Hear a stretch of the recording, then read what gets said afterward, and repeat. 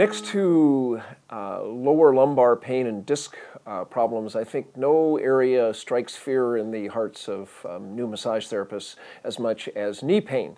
I see a lot of my students that as soon as somebody mentions knee pain, they just totally keep away from the knee and really give up a really good chance to help people significantly. A lot of knee problems have to do with soft tissue stiffness and immobility that put torsion on this very, very complicated joint. So I'd like to talk a little bit about the knee joint so you can understand how it works. So it may give you a game plan when you're planning your strategies on working with knee pain, because they are multifaceted.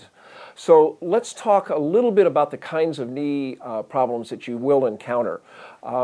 Basically, they are acute or chronic. And acute problems, of course, can turn into chronic problems.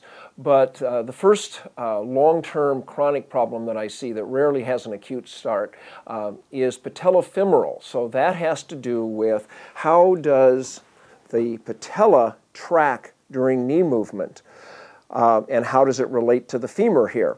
So if there's exceptional tightness almost 90% of the time on the outside of the leg, it's going to pull this patella too far to the lateral side, and it's not going to track straight. So this is a wear and tear, repetitive motion type problem. The next problem that you will encounter, and usually these people will have had this diagnosed by an orthopedist or by their doctor, is that they may have a cartilage problem.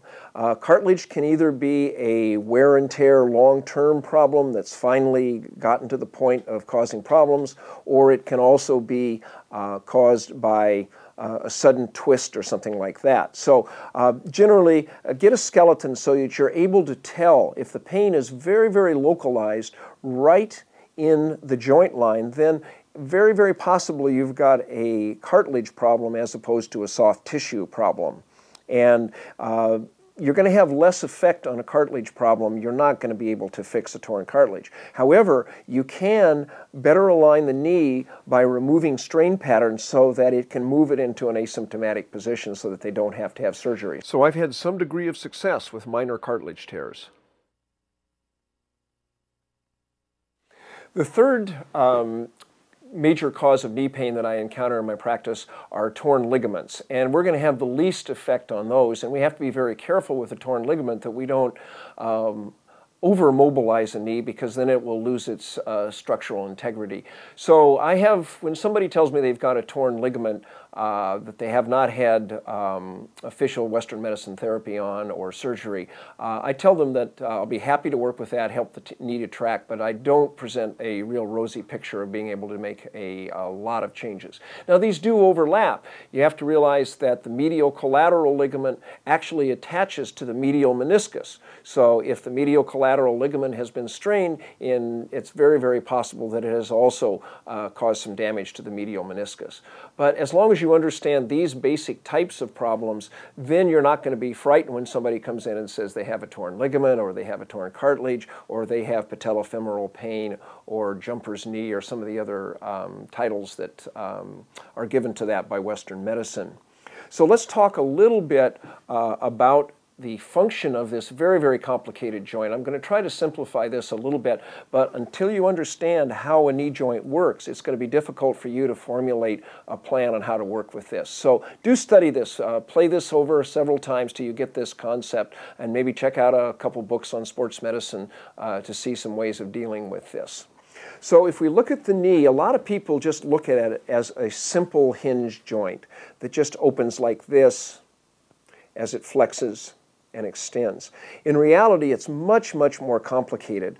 The femur and the tibia articulate on two separate articulation points or platforms, and the medial one is actually longer than the lateral one. And because they don't just work as a hinge, they actually slide, and as they move, then since you've got a longer surface here on the inside, you actually have rotation happening. So Dina's helping me by raising her knee when I explain this, and I want to bring in one other factor that you should know, because this is one of the most effective ways to deal with knee pain, is to get this knee working properly so that it can rotate and move. So the major point I want you to understand is that when Dina's knee flexes, this actually the tibia will rotate internally on the femur. So as Dina raises her knee up, this tibia is going to go just like my hand here. Maybe not as much, I'm exaggerating. And as she straightens, it's going to rotate back. So what happens is you've got all these vectors of muscles pulling when she's doing this. If the quadriceps are too tight on the outside, if the vastus medialis is weak on the inside, which is a very common problem for improper knee function. It isn't just tightness, it's weakness on other muscles, and you need to train these muscles. If the hamstrings or the gastrocs are particularly tight on the outside or the inside and are impeding this ability for this tibia to rotate on the femur, then you're going to have strain in the knee. So if you can, rather than just doing broad general work around the knee, if you can decide where are the strain patterns, what's preventing this knee from working properly, then you can do an awful lot of good. You don't need to be an orthopedic surgeon or a chiropractor or osteopath to realize that you can have large effects with these huge muscles that we have here to balance these muscles so that the knee works better.